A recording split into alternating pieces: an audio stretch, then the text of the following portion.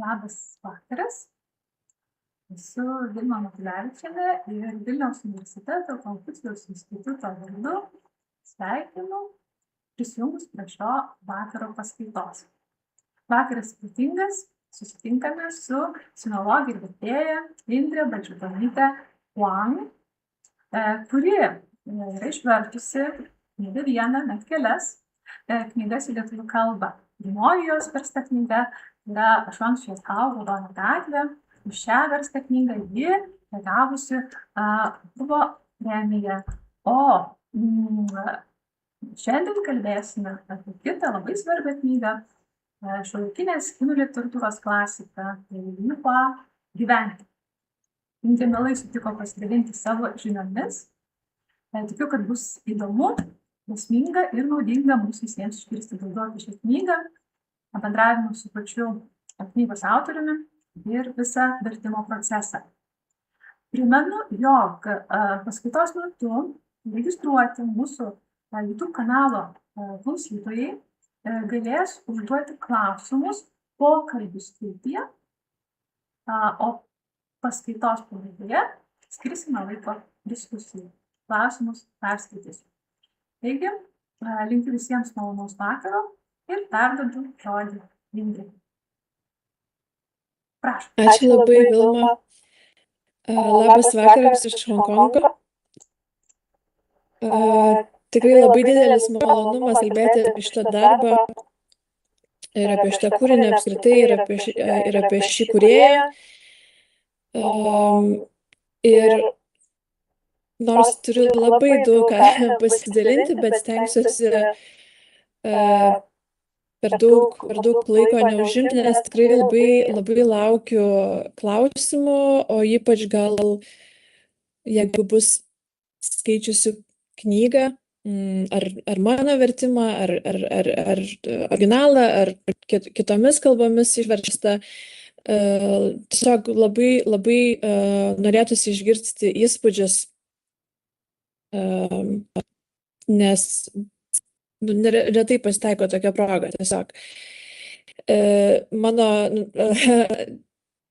įprastiniai įspėjimai, kad gal kalbu nelabai greitai ir koksai žodis gali užkliūti, nes šiemet miniu 20 metų gyvenimo užsienyje. Kai verti raštu, gali labai gerai apgalvoti, surasti tą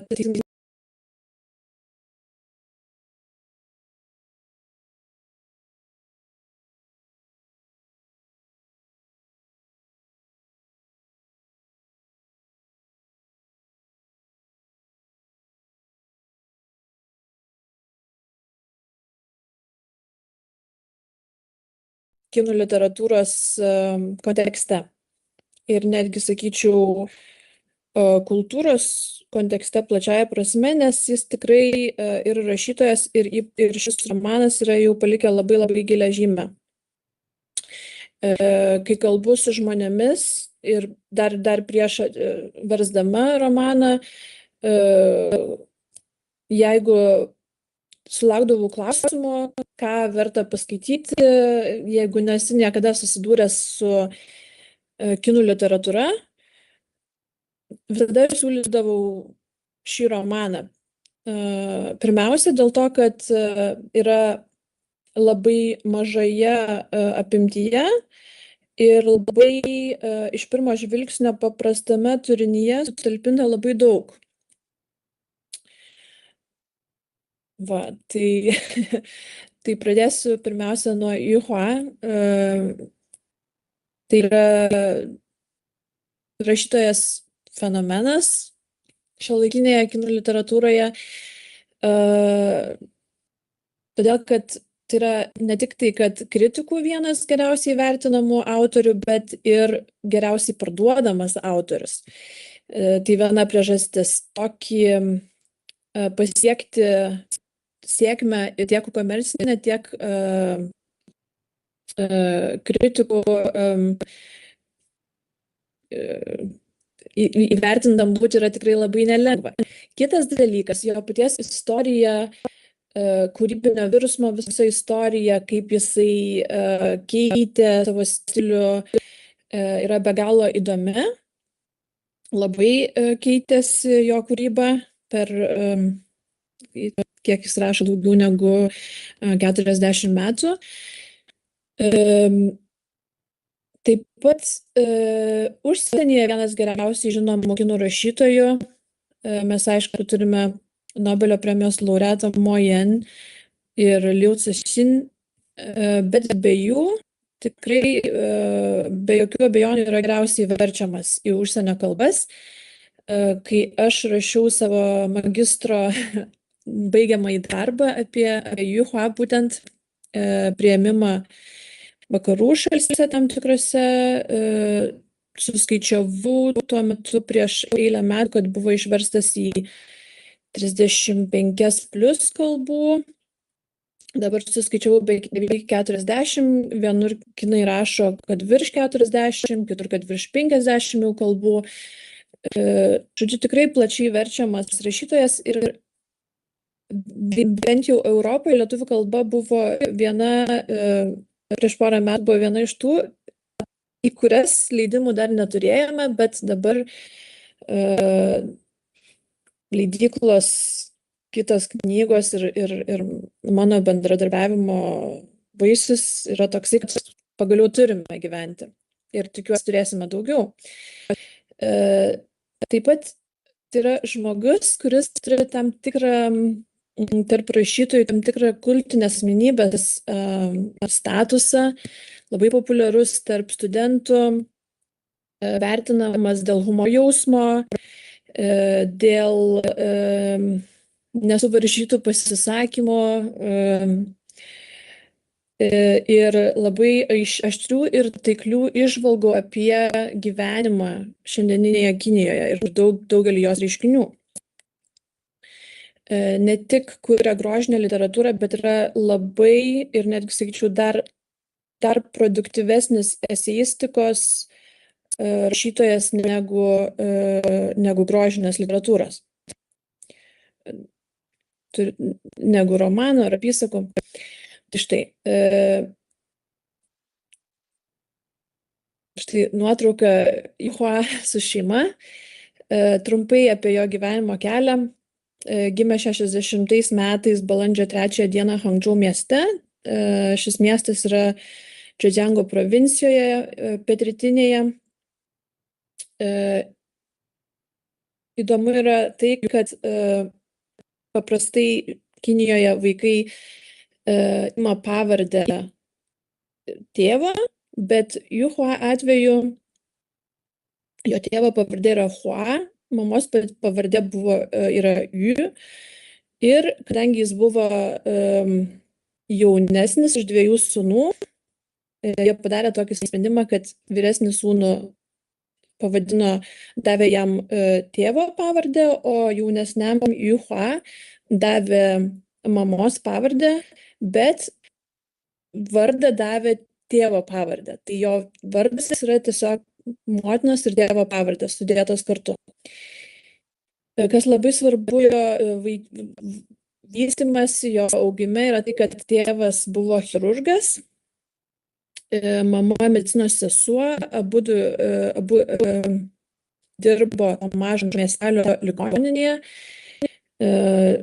Tais laikais turėtume įsivaizduoti gana primityvų vieno aukšto ligoninės pastatą, atskirai buvo morgas ir mažame miestelyje vaikams, ypač kultūrinės revoliucijos metu, kaip pasitaikė Yu Hua augti, nelabai daugiau kas buvo veikti, tik tai landžioti po ligoninę, lysti į operacinę, net kai tėvas operuodavo, paskui išvarydavo, lysti netgi į morgą. Ir su tokia realybė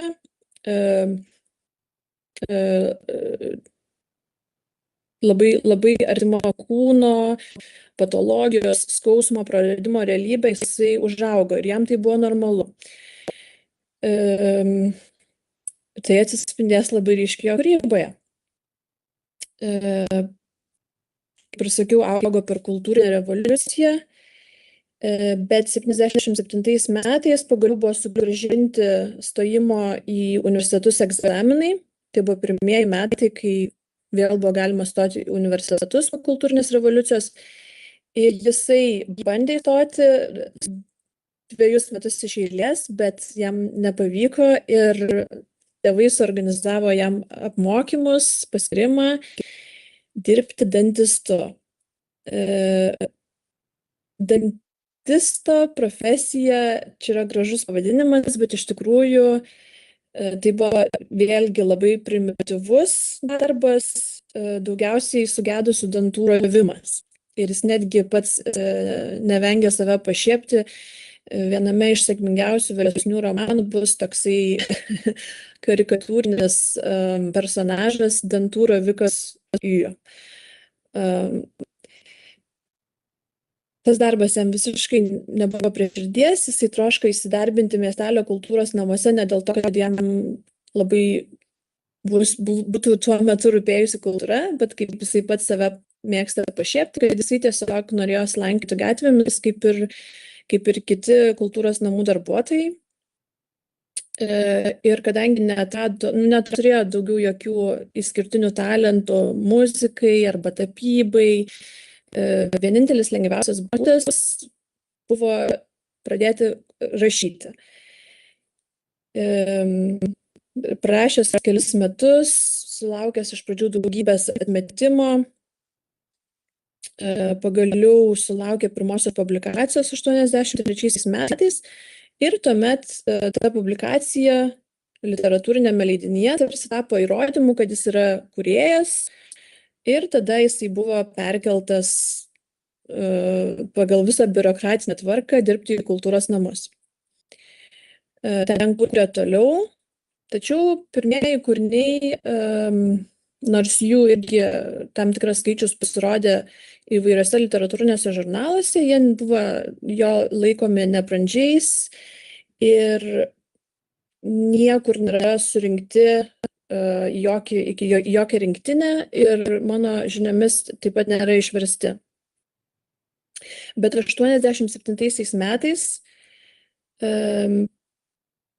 patyrė proveržį karjeroje su labai įdomiu apsakymu, kurio ištraukas pasidalinsiu su jumis šį vakarą.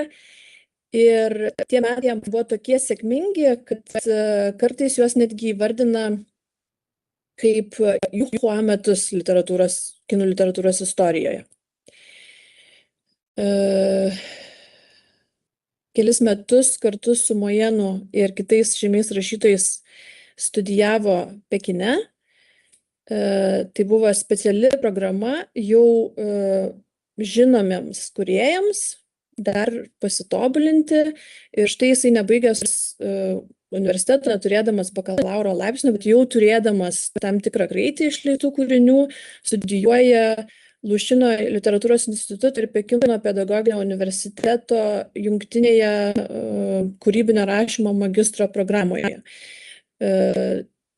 Tuo metu labai susibičiuliauja su Mojenu. 2 metus buvo bendrabučio kambario draugai. Apie tai irgi yra labai daug kurioziškų istorijų, kuriomis abu dalinasi. Čia nuotraukoje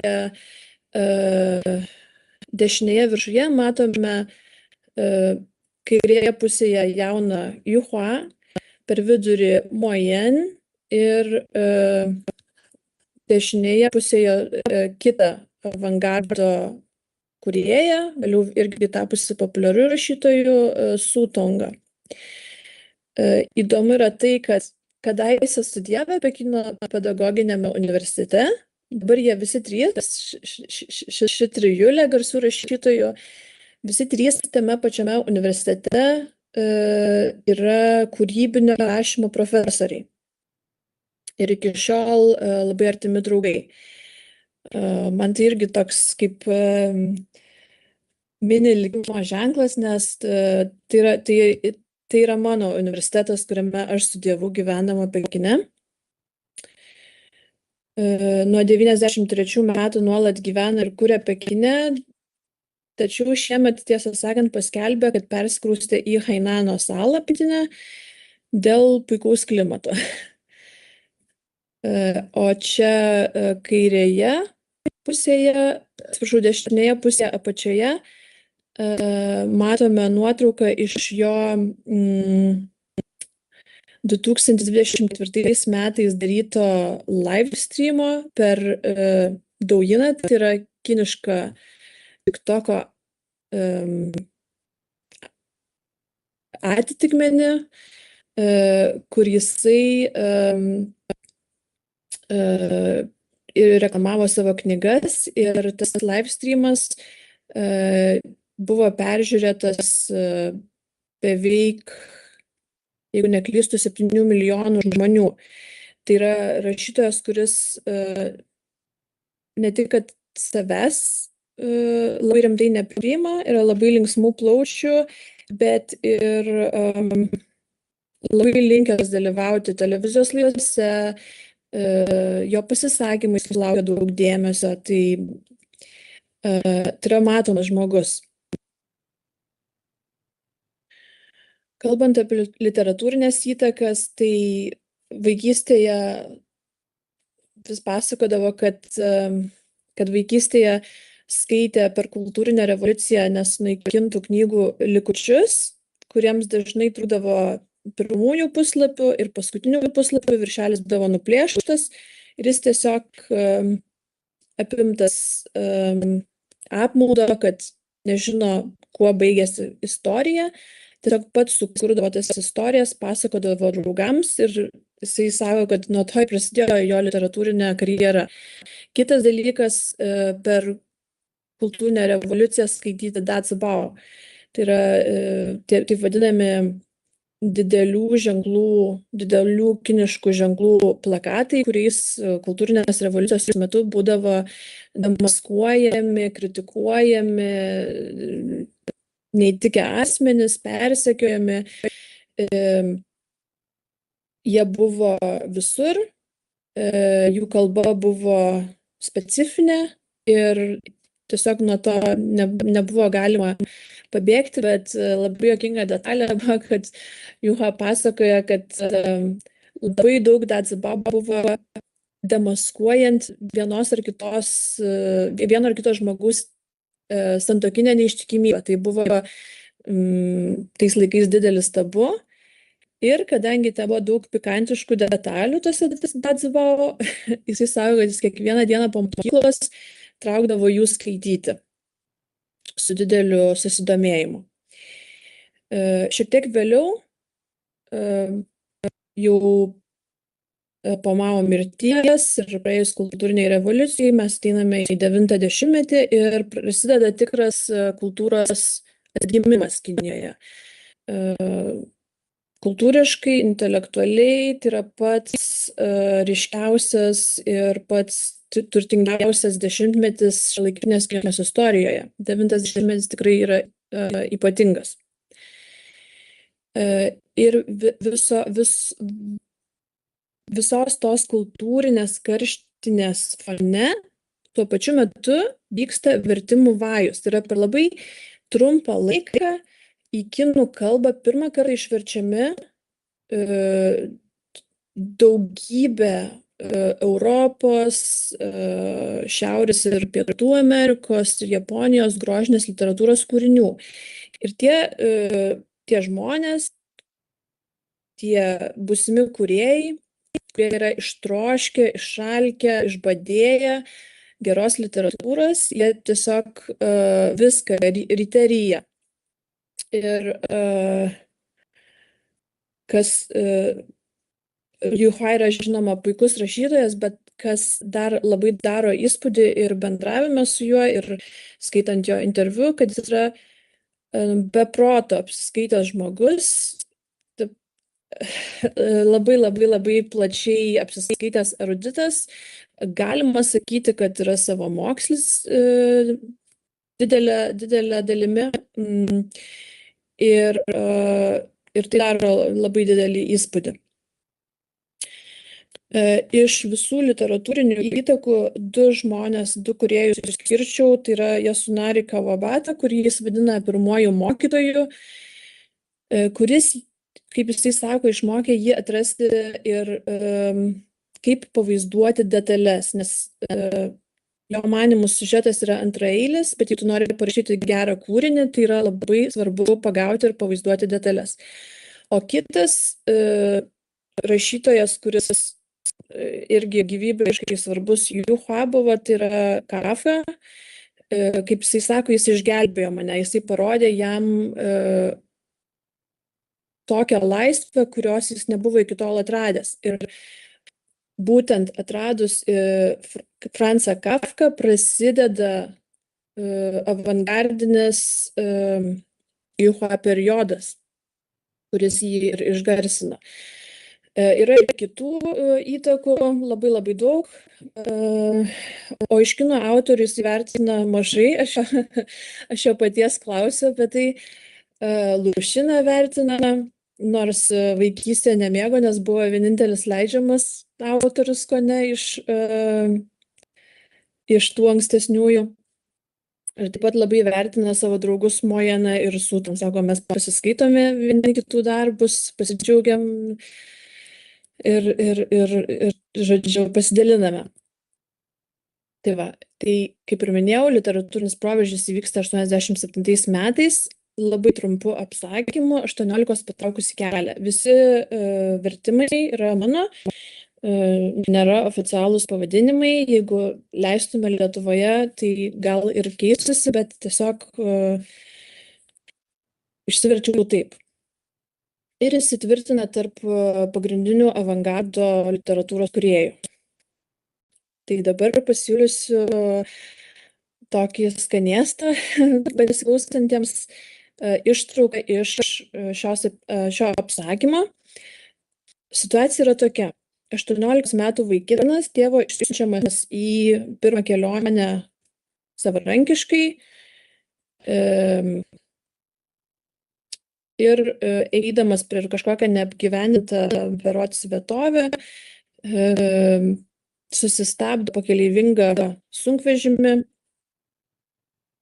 tam, kad nuvyktų į jaunimo nakvynės namus, kur galės pernakvoti, bet sunkvežimis pakeliui sugenda.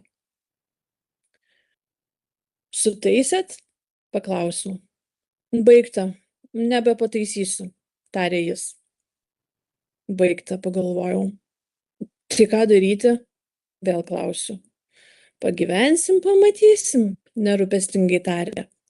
Vis dar sėdėjau mašinoje, nežinodamas, ką daryti. Dabar vėl ėmiau mąstyti apie nakvynės namus. Tuo metu saulė jau leidosi ir vakaro gaisai ėmė kilti nelyginant garas. Štai taip nakvynės namai sugrįžo į mano mintis. Pamažu išsipūtė ir netrukus sklidinai užpildė mano galvą.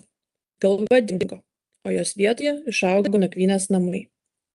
Dabar vairuotojas viduryje plento ėmė daryti mankštos pratimus, kuriuos transliuodavo per radiją. Rimčiausiai atliko visus nuo pirmo iki paskutinio. Baigęs ėmėsi bėgti krosą aplink sunkvežimį. Gal nusėdėjo vairuotojo kabinoje ir dabar jam reikėjo prasimankštinti.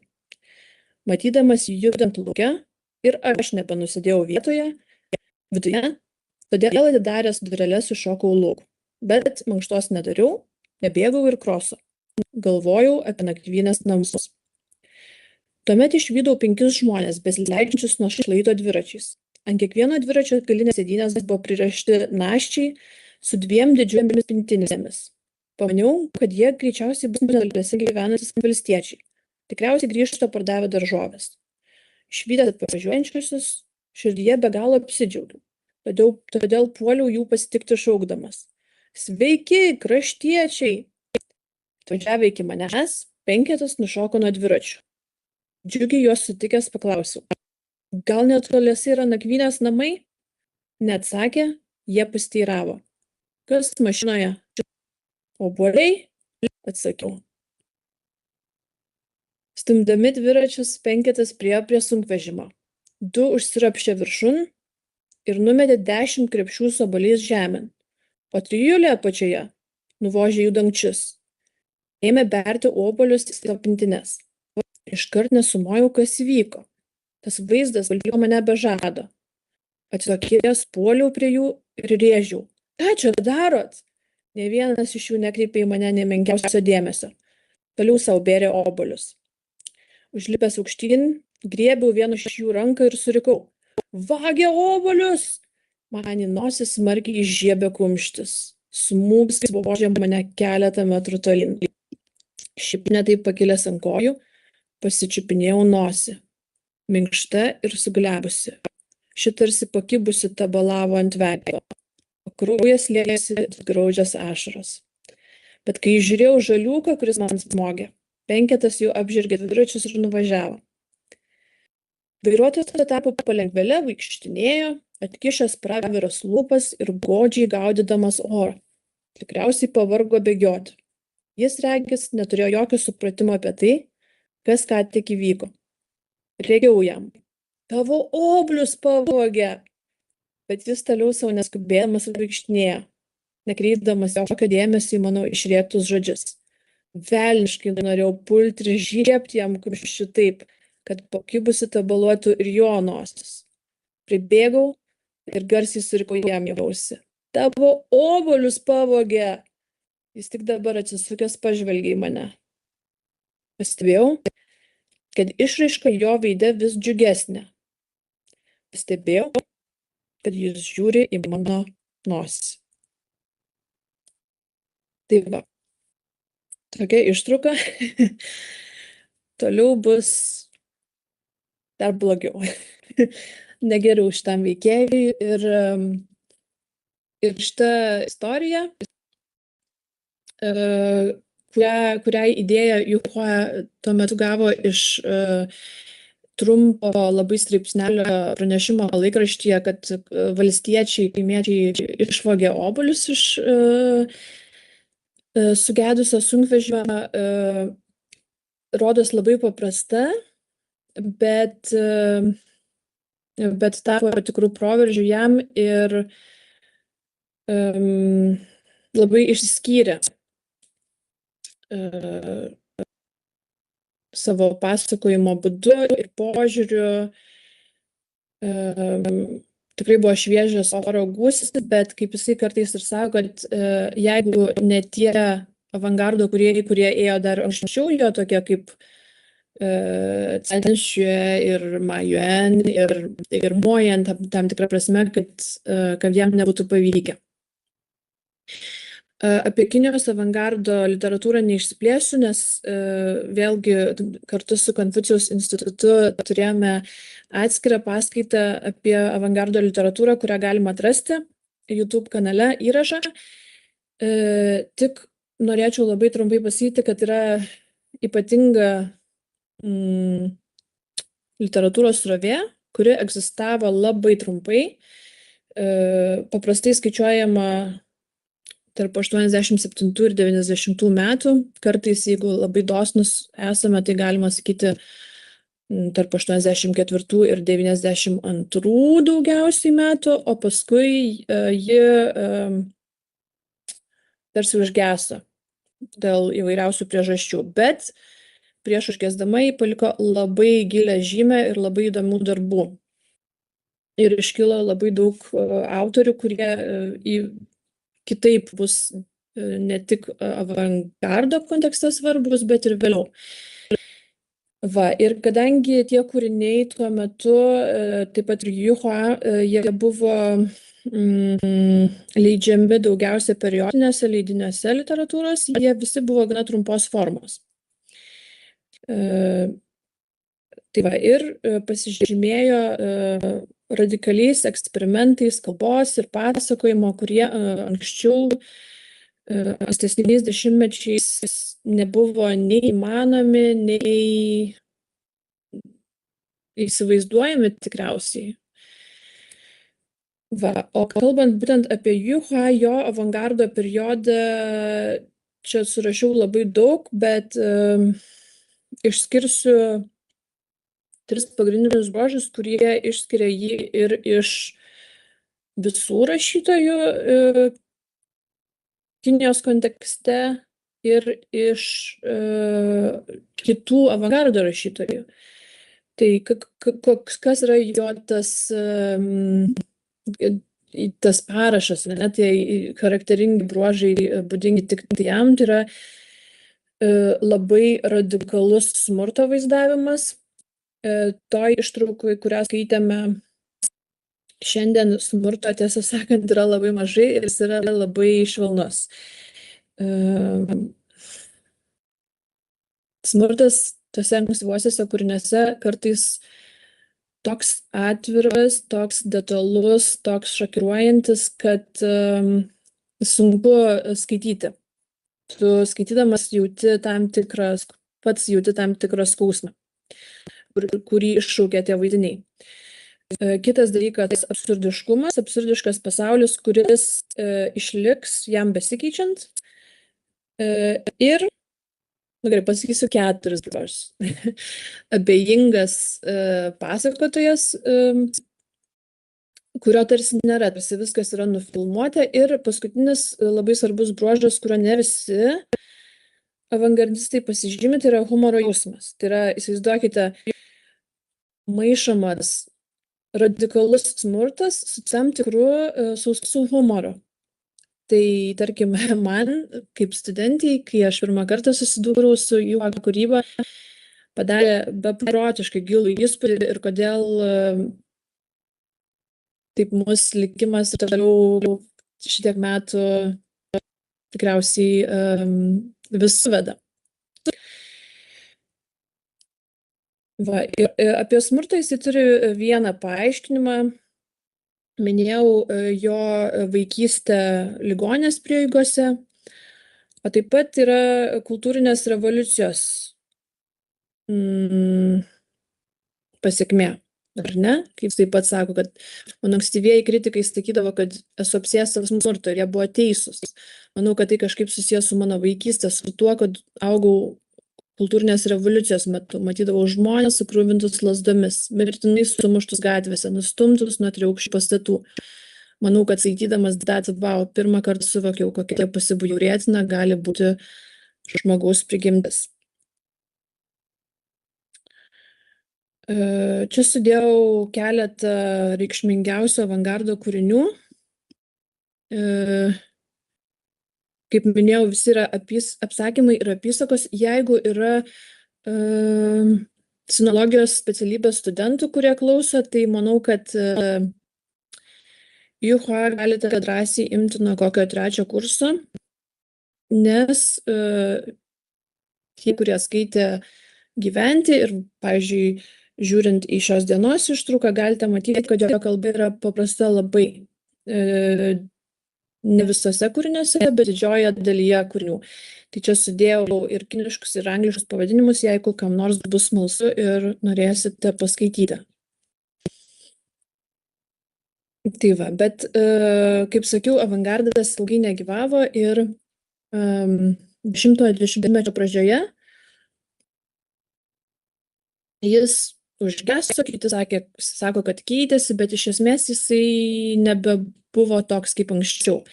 Ir pats Juhua ir kiti autoriai irgi išgyveno didžiulį kūrybinį virsmą.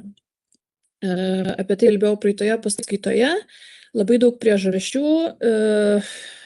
Galime išskirti kelias svarbiausias. Juhua atveju paryškinau 2 pagrindines, nes man, kaip jo tyrinėtojai, jos atrodo svarbiausios jo konkrečiu atveju. Tai yra asmeninė branda. Jeigu jisai pradėjo rašyti būdamas 20 kelių metų, tai žengiant į 10-metį jau jam yra 30 ir daugiau. Ir jo pasaulėžiūra keičiasi, jis kitaip suvokia tam tikrus dalykus, ko nori. Ir kas skaitėte Gyventi, man kaip vertėjai didžiausias iššūkis buvo rašytojo pratarmė, bet ta pratarmė irgi yra tam tikras kūrybinės pozicijos, naujos kūrybinės pozicijos paaiškinimas. Kodėl jis tai pasikeitė? Kad jisai suprato, jog taurūs kūriniai turi kitaip vaizduoti žmogaus patirtį. Apie tai dar pakalbėsiu, bet kitas dalykas, man atrodo, kuris nulėmė pasikeitimą, kad šitiek metų rašęs trumpąją prozą, jisai dabar nori jau pereiti prie ilgosios prozos ir su pirmu romanu, kuris vis dar kaip ir avangardinis romanas, jisai supranta, kad tai neveikia, kad ilgai prozai reikia šiek tiek kitokios perspektyvos. Tai dar pakalbėsiu. Tai va, Juhua kūrybinis pokytis. Jis pats sako, kai rašiau 9-ame dešimtmetyje, visiškai manipuliavau kūrinių veikėjais, turėjau absoliučią valdžią. Bet atėjus 10-am dešimtmečiui, staiga atradau, kad veikėjai įgauna savo balsą. Kalbant konkrečiai, kurdamas gyventi, daug labiau gerbiau savo veikėjus. Fugai nebebuvo tik simbolis, o gyvas žmogus. Ir kaip Kitur jisai kalba, kad jisai pajuto, jog būnant su kūriniu ilgą laiką, su romanu, tas pasakojimas jisai ima periminėti viską į savo rankas ir rašytojas yra tarsi tik tai tam tikras mediumas. Jisai praranda tą absoliučią galią ir kontrolę. Kitas dalykas, jis sako, atradau, kad visi be išimties didieji rašytojai karjeros pradžioje priklausė avangardui, o paskui pamažu ėmė rašyti vis paprasčiau. Visi ėjo šio keliu. Kalbu apie 20-ojo amžiaus rašytojus. Išgyvenę tai, kas sudėtinga, jie grįžo prie paprastumo. Ir kaip ir literatūros kritikai sako, kad tarkime, gyventi yra apgaulingai paprastas kūrinys. Tame paprastume slypi labai labai sudėtingi dalykai. Ir Juhua yra randa tai, kad būti, kaip jis sako, nuoširdžiam, rašyti nuoširdžiai yra pats sunkiausias dalykas. Čia sudėjau romanų sąrašą.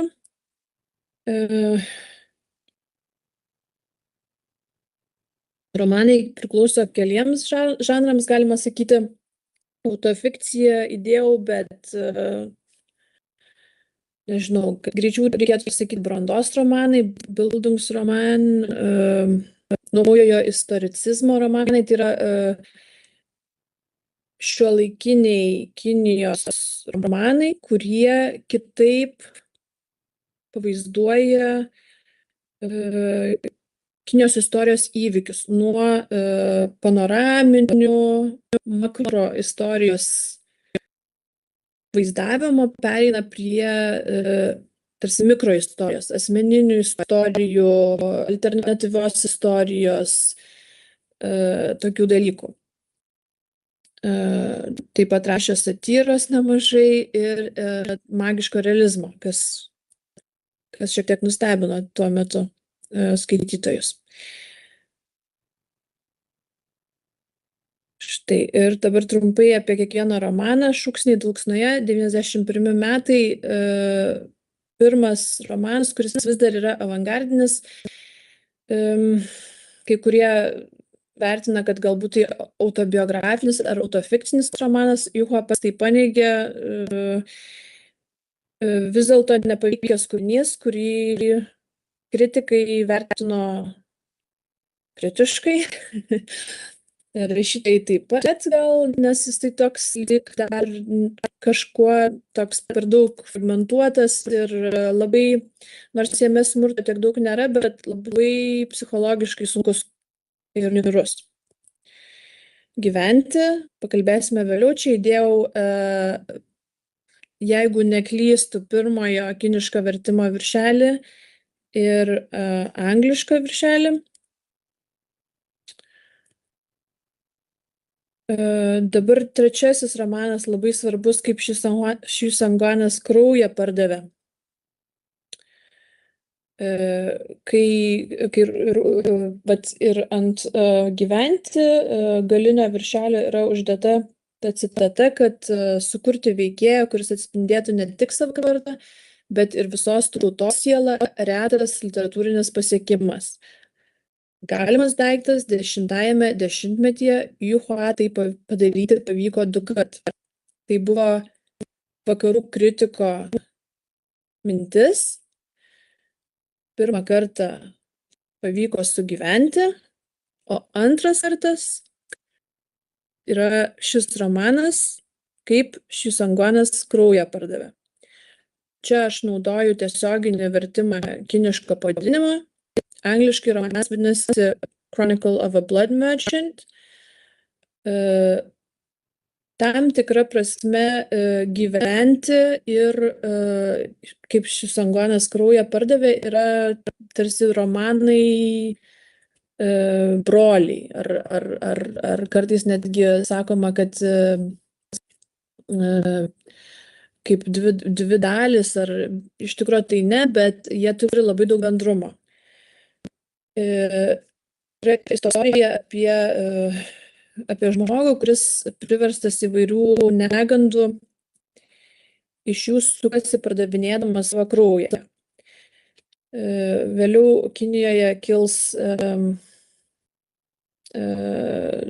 didelis labai AIDS protrūkis dėl kraujo plazmos ekonomikos, bet kai Juhua rašo šitą kūrinį, dar visą tai nežinoma ir kaip vos ne pranašystę galima laikyti. Nors romano pagrindinis fokusas kaip ir netame. Labai įdomi muzikos įtaka. Juhua yra aistringas vakarų muzikos mylėtojas, labai mėgsta Bachą ir pats rašo, kad muzika padarė labai didelę įtaką jo literatūriniai kūrybai. Tai labai gerai matome šitame romane, nes tenais tie pasikartojimai, iškilimai, nusileidimai, vėl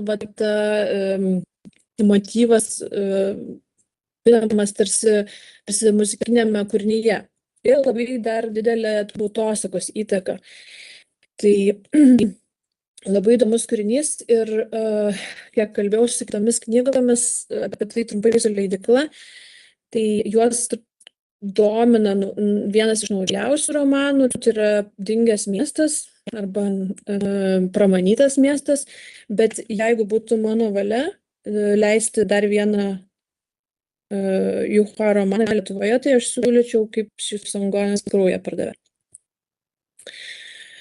Paskui Juhua 10 metų nerašė grožinės literatūros, rašė tik eseistiką ir gerbėjai, nes jau buvo labai stipriai įsitvirtinęs ir geriausiai parduodamas autorius tų paskutinių 2 romanų dėka, 10 metų nerašė ir štai tiek laiko skaitytojai laukia ir paskui bam, sprogsta bomba ir pasirodo Broliai. Tai yra 2 dalių romanas, labai didelės apimties, maždaug daugiau negu 5 kartus ilgesnis už Gyventi, kuris sukėlė vieną vertus tai tikrą skandalą Kinijoje tuo metu, kita vertus tai buvo tiesiog fantastiški pardavimai, kokių mes Europoje negalime įsivaizduoti. Per trumpą laiką ten buvo parduota, man atrodo, 1,2 milijono kopijų oficialių, leidyklos knygų per knygynus, o piratinių, nes tais laikais ta piratinė ekonomika labai didelė buvo, piratinių dar daugiau. Tais laikais tiesiog gatvėje galėdavai nusipirkti iš vežimėlio arba nuo kažkokio patiesalo knygų ir angliškų, kokių tik nori. Tai va. O kuo toksai kontroversiškas tas romanas, tai yra labai tokia parodija, tarkime, apie naująjį kiną ir oportunistą, kuriam nieko nėra švento. Ir kaip jisai praturtėja ir visą tą prakutusį miestelį Kinijos ekonomikos augimo dėka ir kaip ten žmonės užsiiminėja įvairiais dalykais, siekdami turto, siekdami valdžios. Tai yra iki ašarų juokingas romanas, bet Kinijoje sulaukė ir labai didelio pasipiktinimo, nes labai tiesiog hiperbolizuotai viską vaizdavo tas farsas, kuris, tarkim, labai prancūzams patiko. Broliai būtent yra tas romanas, kuris Prancūzijoje tarp Juha kūrinių geriausiai parduodamas. Jie analizavo, lygino su Gargantiua ir Pantagriueliu, analizavo per Baktino karnavalo teoriją, bet kinams to viso to pasirodė per daug. Ir kadangi buvo išverstas irgi į daugybę kalbų, tarsi kaltino jie, kad jisai ir užsienyje juodina Kiniją, perdeda ir tikrai sulaukia daug kritikos, bet mano galva tai yra fantastiškai juokingas romanas, tik manau, kad jo nepavyks išversti ir išleisti dėl to, kad jis tiesiog yra per ilgas. 7 diena magiško realizmo romanas, kuriame labai koncentruojamasi į šiuolaikinės Kinijos realijas, tokius skaudulius ir įvairių vertinimų sulaukia. Dingęs miestas pasirodė 21 metais, labai įdomus, didelės apimties toks epinis romanas, kuris mane nustebino, nes labai skiriasi nuo ankstesniųjų kūrinių, bet vėlgi Juha romanai visi vienas nuo kito labai skiriasi ir jisai netgi apie tai yra daug kalbės, kad jisai siekia, kad nei vienas jo kelias nesikartotų, kad kiekvienas kūrinys būtų kitoks. Ir tiesą sakant, besiruošiant paskaitai mane džiugiai nustebino, pražiopsojau aš šitą dalyką, kad 2025 metų, tai praeitų metų gruodžio mėnesį išėjo naujas romanas Juha. Tai dabar jau rytoj kurjeris turėtų būti pakeliui su mano kopija, bet labai mane prajuokino romano, kaip čia sakyti, marketingo tie tekstai, ar ne? Pirmiausia, cituoja Juha, kad šį kartą parašiau komediją, galėsite juoktis nuo pradžios iki galo, net jei bus ašarų, tai bus juoko ašaros. Ir tiems, kurie skaitė Gyventi, ir tiems, tarkim, Kinijos skaitytojams, kurie skaitė 7 dieną arba paskutinį romaną Dingęs miestas, tai jie supras, ką tai reiškia, kad jau bus ašaros, bet jos bus juoko ašaros, tai yra labai didelis nuraminimas. Ir romanas, pasak pardavėjų, pradeda Niekšelių biografijų seriją, tai irgi bus ko laukti, pasižymi jų stiliaus humoru. Ir labiausiai mane prajuokino šita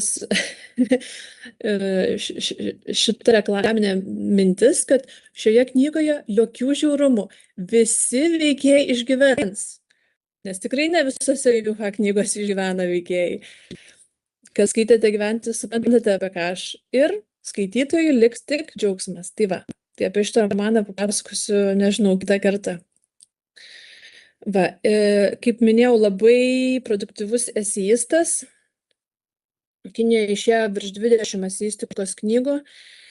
Labai įdomiamis ir įvairiomis temomis rašo, nuo Kinijos sociopolitinės situacijos, socialinės nelygybės, klasikinės muzikos ir vakarų literatūros ir savo kūrybinio proceso, gyvenimiškų labai dalykų. O kitomis kalbomis yra pasirodžius tik viena eseistikos knyga, bet labai svarbi, labai gerai vertinama ir labai populiari. Kas domitės Kinija, tikrai galite pasiimti va šitą vieną Kiniją 10 žodžių, China in 10 words. Ir tiesiog jis labai gerai aiškina ir analizuoja Kinijos įvykius kaip viešasis intelektualas. Galite atsidaryti, The New York Times turėjo savo skirsnį keletą metų, paskelbė apie 20 straipsnių, irgi labai įdomios mintis apie šiuolaikinę Kiniją. kritikos yra sulaukęs įvairios, šį bei tą jau minėjau, kritika labai skiriasi tarp avangardo periodo ir vėlesnio periodo. Tai daugiausiai, galima sakyti, 3 stovyklas, ar ne?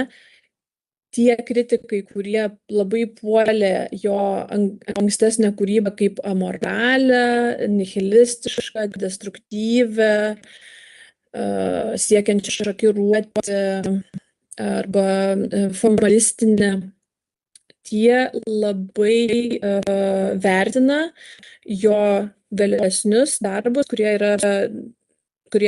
yra labiau pasižymintis humanistinėmis savybėmis,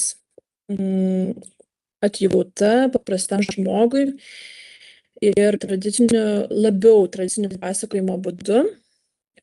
Buvo avangardo mylėtojų, kuriuos nuvylė Juha virsmas ir kurie sako, kad jisai stengdamasis įtikti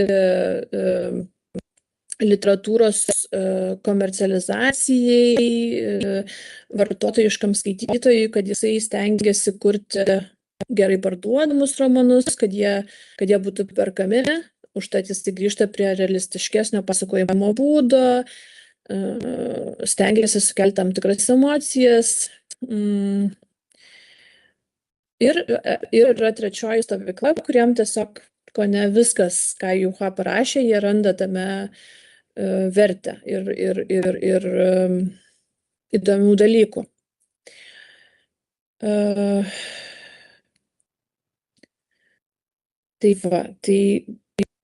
O tie teigiami vertinimai, tai juos, kaip ir paminėjau, sunku viską suminėti. Aš, nors man asmeniškai daug Juha darbų patinka, bet aš manau, kad nei vienas rašytojas neturi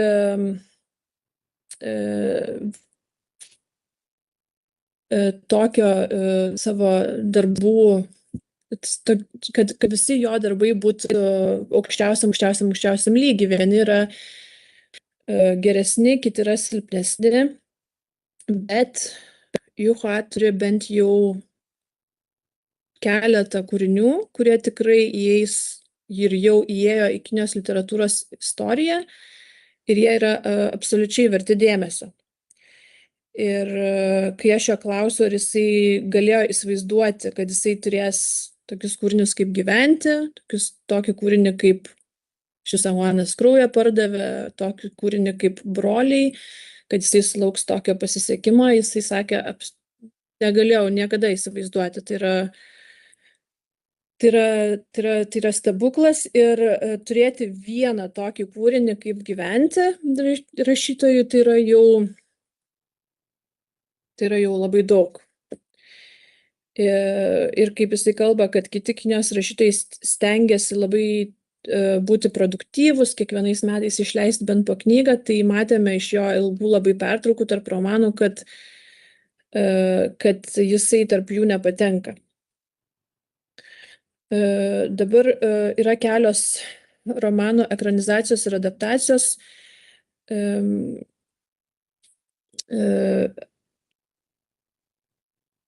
Atsiprašau, svarbiausias, aišku, ir žinomiausias yra filmas Gyventi, beje, yra YouTube platformoje kiniškai su kiniškais subtitrais, tai kas mokotės kinų kalbos,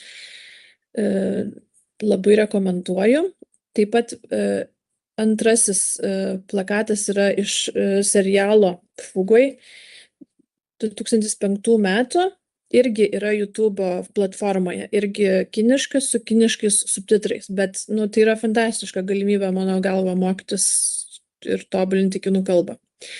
Paskui šitą Kaip šis anguanas kraują pardavė arba Chronicle of a Blood Merchant ekranizavo korėjiečių režisierius. Šito filmo, atsiprašau, nemačiau, bet sulaukė gerų vertinimų, o visai neseniai prieš keletą metų pasirodė filmas Only the River Flows pagal apysaką labai įdomią Klaidos upės pakrantėje. Tai yra iš ankstesnių Juha avangardo darbų apysaka ir kūrinys yra irgi vertas dėmesio, turiu omeny, filmas yra vertas dėmesio, bet kiekvieną kartą, kai kalbu apie adaptacijas ekranui, visą laiką noriu pabrėžti, kad yra visiškai skirtingi kūriniai, atskiri kūriniai, režisieriaus autorinis darbas ir su Juha išskyrus siužeto detalės ar tam tikrą bendrą dvasią, jis neturi daug ką bendro.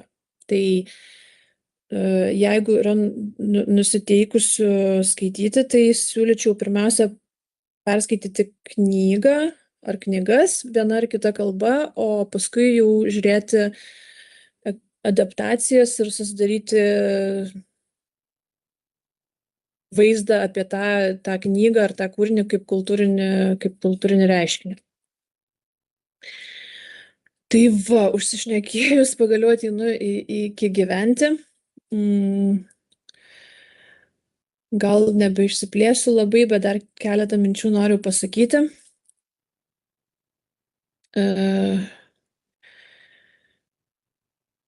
Labai daug dalykų iš tikrųjų, net nežinau, kai ruošiausi, ką būtent pasidalinti.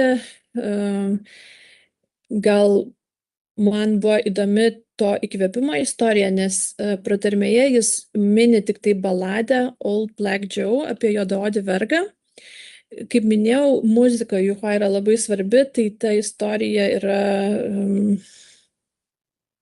svari jam. Ir dar jisai pasakojo, kad jisai pirmiausia sugalvojo, prieš rašydamas romaną, sugalvojo pavadinimą. Tiesiog jam iššoko ta kiniška frazė hodža, kuri turi labai didelį svorį. Labai savyje daug talpina. Tokia paprasta frazė kiniškai ar lietuviškai vienas žodis gyventi. Bet tiesą sakant, kiniškai ta frazė yra dar galingesnė ir ne visiškai gyventi apriepia tas visas prasmes. O kitas dalykas, ką jis labai įdomiai pasakoja, kad iš dalies Fugui istorija tai ateina iš jo paties irgi patirties, kai jisai buvo kultūros namų darbuotojas, 83 metais buvo pats išsiųstas į kaimą užrašinėti tautosaką.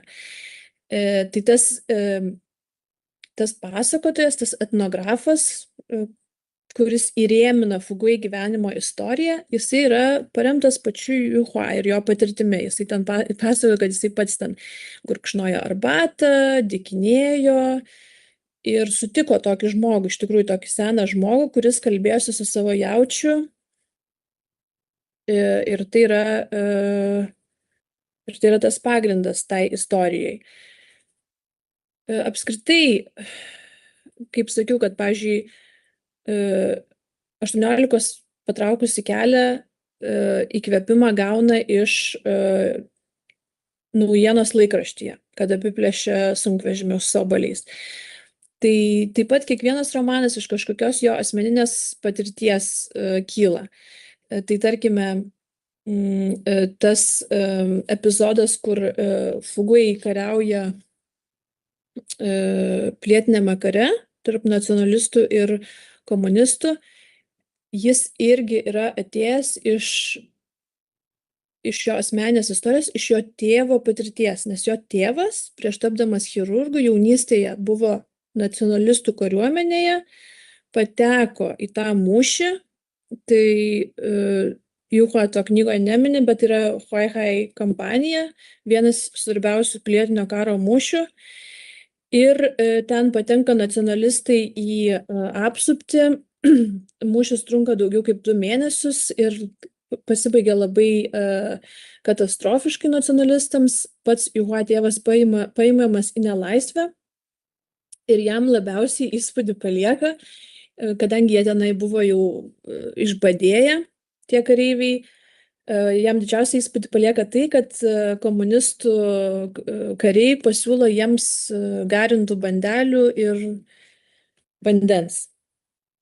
Ir kaip Fugui pasakoja knygoje, kad kvietė komunistai prisijungti prie liaudies išlaisvinimo armijos ir toliau kovoti, tuos belaisvius, kurie pasidavė ir nori prisijungti, arba gali vykti namo, jeigu nenori kariauti.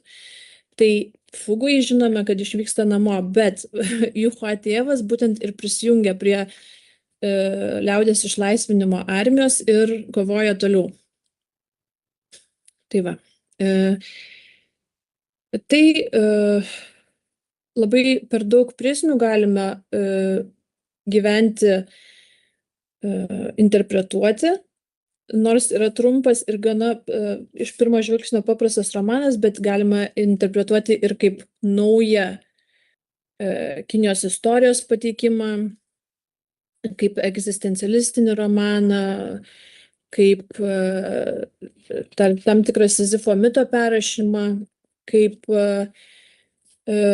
tam tikrą parodiją, kai tas palaidūnas sūnus, jis yra kaip Fugui, jisai iššvaisto visą savo šeimos turtą, kaip jisai nubaudžiamas, bet ta bausmė tampa tam tikra parodija, nes bausmės dydis yra neproporcingas jo tai nuodėmei, ar ne?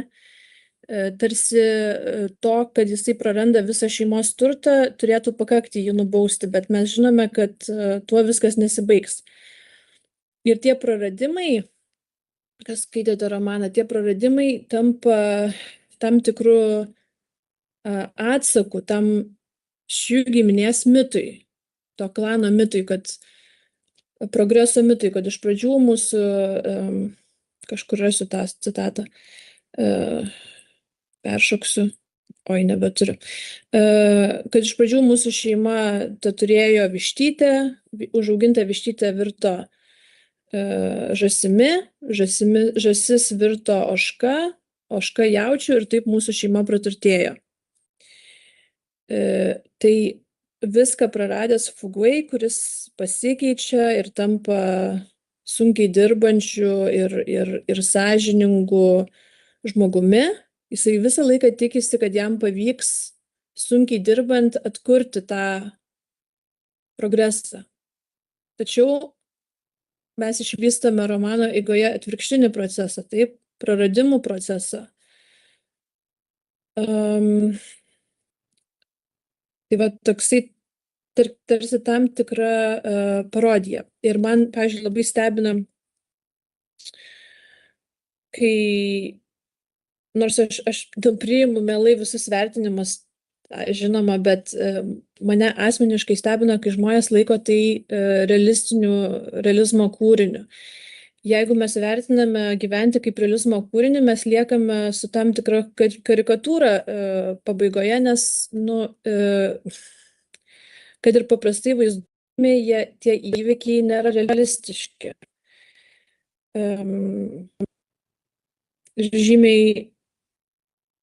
Žymiai labiau tinka alegorinė interpretacija. Kiek aš susidūriau, daug skaitytojų sudomino moterų likimai, kodėl jos tokios, kokios yra knygoje, tai gal porą greitų paaiškinimų.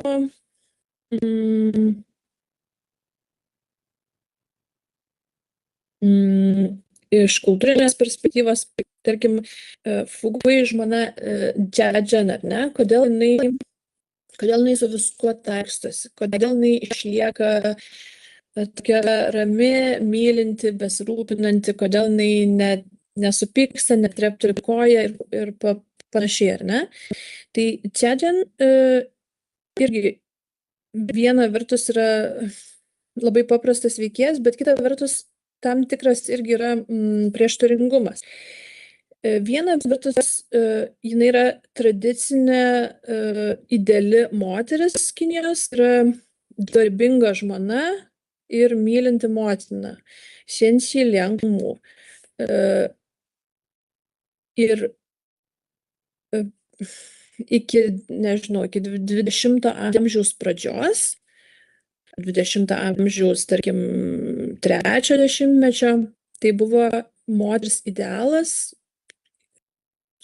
į kurį moteris turėjo atitikti, kad jinai išgyventų visuomenėje, kad jinai išgyventų šeimoje, jinai turėjo kiek įmanoma jį atitikti. Ir Džedžian yra to pavyzdys. Moteriai nėra daugiau kur dėtis, jinai turi iki vestuvių paklusti tėvui, po vestuvių paklusti vyrui, jeigu vyras miršta, paklusti vyriausiam sūnui, o jeigu nėra tėvo, tai tada vyriausiam broliui, ar ne? Ir moteriai kitokią saviraišką atrasti yra labai labai sudėtinga. Moteris veikia namuose, ar ne? Bet kita vertus matome, kad romano pradžioje Džedžian vaizduojama kaip ta naujoji moderni Kinijos moteris. Pasakojo, kad keletą metų prieš tai Džedžian buvo moksleivė. Tais laikais mieste jau veikia vakarinė mokykla, apsivilkusi melsvą čipau. Nešino žibalinę lempelę, su draugėmis traukė į mokyklą. Išklydau ją kelio posūkyje. Ji ėjo siūbuodama klubais, o aukštakulniai bateliai kukšėjo į akmeninį grindinį, tarsi lietaus lašai.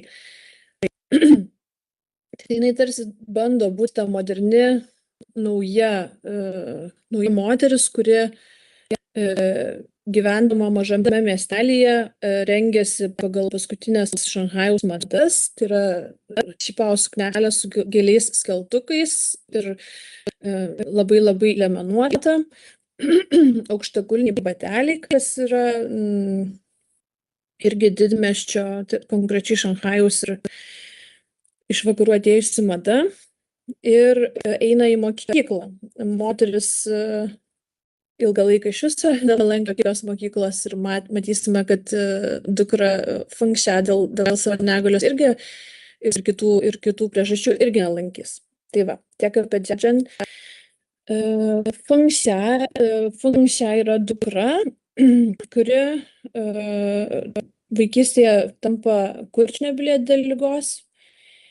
Ir tikriausiai daugeliui skaitytojų įstrigusi detalė yra ta, kad jaunesniam sūnui praaugus ir ruošintis eiti į mokyklą, kad ta neturtinga šeima nusprendžia atiduoti tą mergaitę auginti kitiems žmonėms, kad sutaupytų šiek tiek pinigų. Ir skaitytojus gal šokiruoja tai. Tai labai trumpai iki šiol Kinijoje egzistuoja tas reiškinys, kad berniukai vyriškos lyties palikuonys vertinami dažniausiai labiau negu mergaitės, nes kaip Fugui pats romane sako, kad ištekėjusi dukra tai kaip išpiltas vanduo, nes ištekėjusi moteris, jinai nuteka į vyro šeimą, jinai priklauso vyro šeimai ir jos daugiau mažai kas sieja su savo gimimo šeima. Ir ta praktika neturtingai šeimai atiduoti jaunesnę dukrą kitom šeimom, dažniausiai bevaikėm, tai jinai nėra reta arba nebuvo reta. Tarkime, mano draugės šeimoje. Ir jeigu gyventi mes kalbame apie čia, nežinau, gal kokius 50-60 metus, tai mano draugės šeimoje toks įvykis nutinka jau 9-ajame dešimtmetyje, kai yra vieno vaiko politika ir žmonės kaime susilaukia vienos dukros, susilaukia antros dukros, ta trečias vaikas, kuris jau yra neleistinas. Kaime žmonės dažnai galėdavo turėti 2 vaikus beje. Susilaukus trečio vaiko, kuris vėl yra mergaitė, jau yra neleistinas, jie nusprendžia atiduoti jį bevaikiams kaimynams, tą mergaitę auginti. Ir tada susilaukia 4 vaiko ir jau berniukas. Jį augina. Tai va, tai tos istorijos nėra retos ir man ir ne vieną teko girdėti. Bet kas mane nustebino, kad susigrąžino funkciją Fugui šeima ir labai greitai, netgi tais senesniais laikais. Kaip minėjau, iš vertimo iššūkių, tiesą sakant, vienas buvo iššūkis, tai yra autoriaus pratimėnės. Jinai labai filosofiška, aptaki ir nebuvo lengva suprasti, ką jis turi omenyje. Tie skaitytojai, kurie perskaitė knygą, taip pat gali įvertinti, kaip skiriasi Juhua stilius, kai jisai rašo savo apmąstymus ir jo kūrybinis stilius, kai jis rašo grožinę literatūrą. Tai yra labai didelis kontrastas. Aš siekiau labai didelio kontrasto tarp pirmo pasakotojo, tai yra etnografo, kuris klausėsi Fugui gyvenimo istorijos, ir pačio Fugui. Kai dabar prieš šį susitikimą vėl perskaičiau iš naujo vertimą, aš likau jo patenkinta. Kaip ir neturėjau savo didelių pastabų. Ir man atrodo, tas kontrastas, kuris yra ir originale, ir abiejų pasakotojų stilius gana gerai pagautas. Ypač Fugui aš labai likau patenkinta, nes šiaip knygoje Juhua nenaudoja jokių tarmybių, jokio dialekto. Jis pats taip aiškino tuo, kad nors Fugui yra kaimietis greičiausiai Džedžiangė, bet jis nusprendė nenaudoti tarmybių dėl to, kad kiekvienoje vietovėje, netgi toje pačioje provincijoje, jis sako, jūs nuvažiuosite į vieną miestą, vieną žmonės kalba, kitam kaime ar miestelyje jau nebesupranta žmonės tos tarmės. Labai skiriasi, netgi tokioje mažoje gana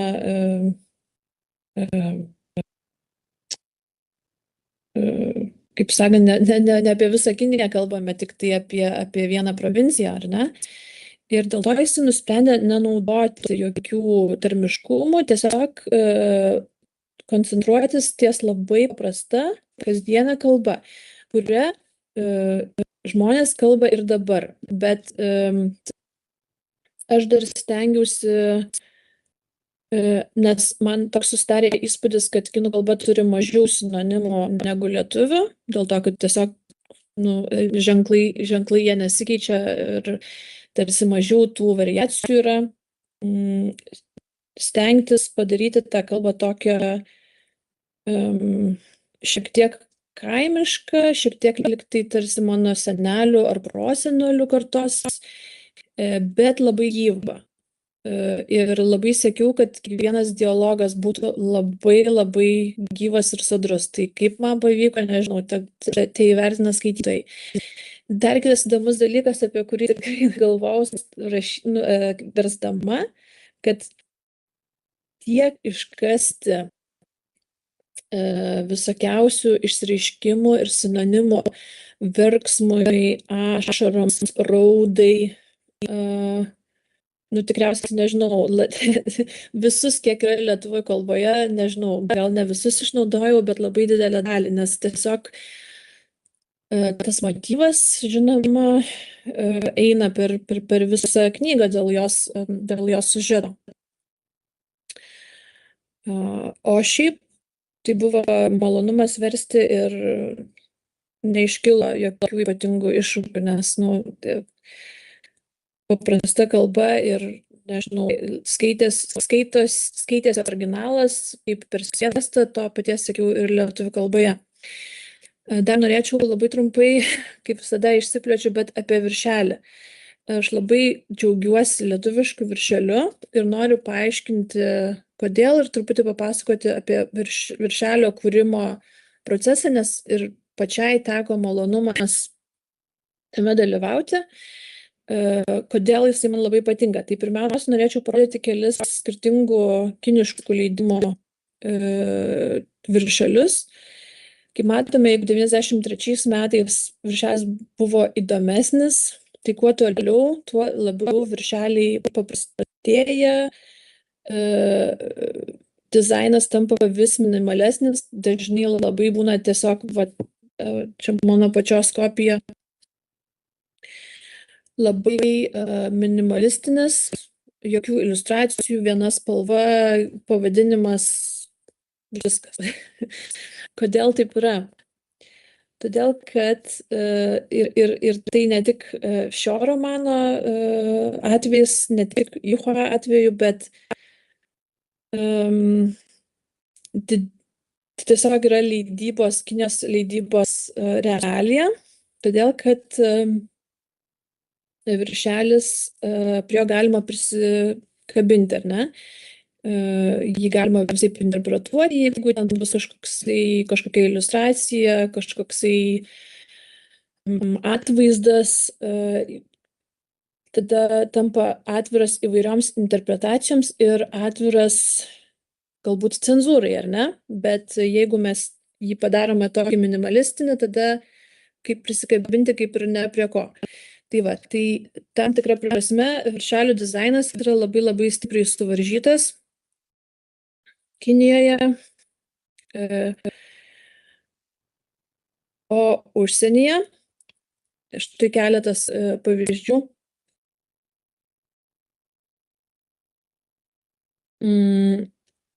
Matome irgi, kad išskyrus turkų kalbos leidimą, kuris pasirodė prieš 10 metų, kiti pasirodė žymiai seniau ir gal viršelių dizaino mados buvo kitos, bet jie tokie žymiai realistiškesni, fotografijos naudojamas ir labai koncentruojamas į tą Kinijos elementą. Kiniškumo, tam tikras, man atsiduoda tam tikrų orientalizmo. O kai tuo tarpu galima palyginti, kad šitas nuostabus viršelis, kuris ir Juho labai labai patiko, jis tikrai yra vienas gražiausių ir įdomiausių gyventi viršelių pasaulyje, tarp visų kalbų. Todėl, kad jis yra meniškas ir gana abstraktus ir koncepciškai labai atliepia knygą. Tai labai džiaugiausi, kad mane leidykla ir redaktorė Aira Niauronytė kvietė prie to prisidėti su savo nuomonę. Iš pradžių turėjome keletą variantų, kur viename iš jų žmogaus figūrėlė tempia jautį. Tai labai su to nesitikau, nes Fuguai, kaip ir sako, turi jauti vesti kaip vaiką, tai jo alter ego, jo vienintelis likęs artimasis, palydovas ir tas santykis tarp jų netoksai yra. Kitas variantas, kad šito jaučio veidas perkreiptas kančios, labai didelio skausmo, pykčio ir netgi baisus šiek tiek.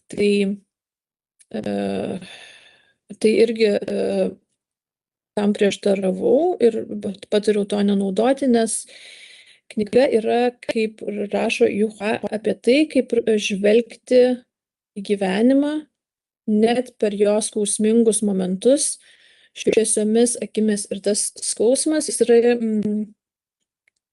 šviesus, jis yra ramus, jis nėra kupinas įtūžio.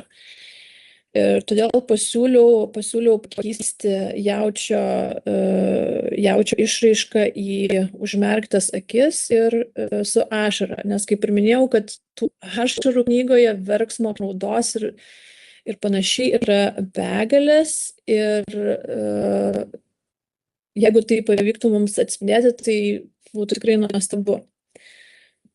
Tai va, ir aš buvau labai patenkinta, kad dizainerė Lina Sasnauskaitė įdėjo ir kinišką pavadinimą, ir tas ragas, kuris primena skerdiko peilį, irgi labai taikliai parinkta. Ir, žinoma, dar šiek tiek primena kiniškus erpinius iš raudono popieriaus, tik tai čia jautis yra juodas. Tai, kaip sakiau, tokių variantų ir aš, ir kas be ko svarbiausia, Juhua liko labai patenkintas. Tai tiek. Užsivedžiau. Dabar tiesiog, nežinau, lauksiu klausimų ar nežinau, pastabų. Ir ačiū Jums labai.